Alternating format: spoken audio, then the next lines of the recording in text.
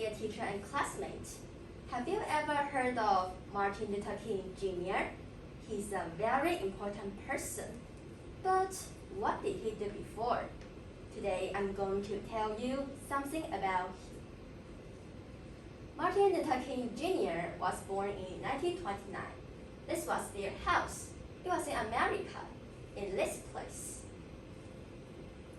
His father was a minister and worked at a church.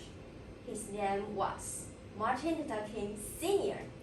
Now, do you know why Martin Luther King Jr. was called Jr.?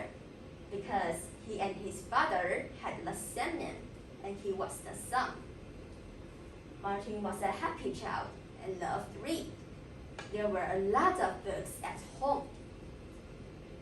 But when Martin grew up, he realized that black people and white people are not treated the same way. One time, Martin and his father went to buy shoes. The white salesman told them to go to the back of the store. Did they buy the shoes? No, they didn't. They just left. Another time, Martin stepped on a white lady's toe.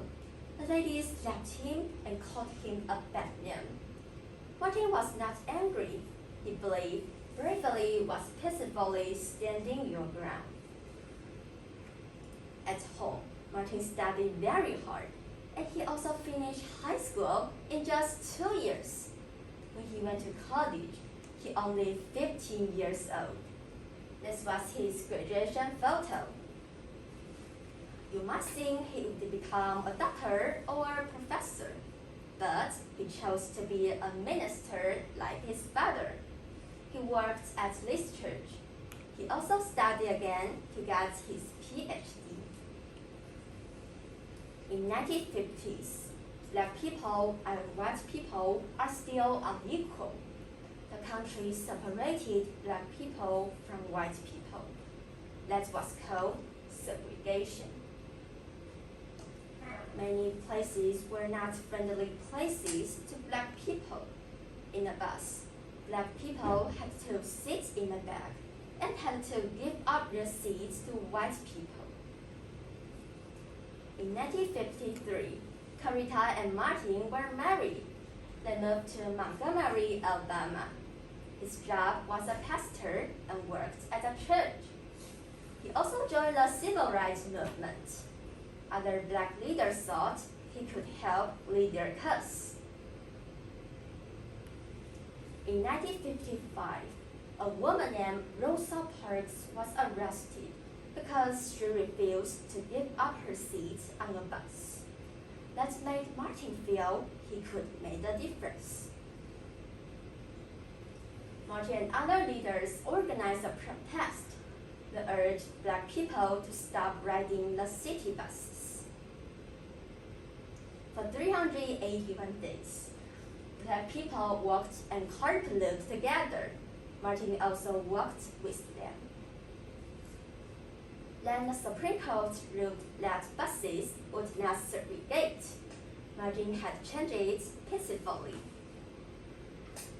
Under his leadership, black people and children bravely entered whites-only area. Black people and white people marched and kept protesting unfair laws. Some people were afraid laws would change. Some people shouted, set fire, hit protesters. Once, a bomb went off on Martin's porch. Martin and other leaders were arrested. He let everyone know how to stand up for what was right. So peaceful protest took courage. In 1963, Martin gave a powerful speech. In 1964, Martin won the Nobel Peace Prize. It created fairness without violence. In 1968, a white man shot Dr. King. Then he died next day. Millions of people mourned him.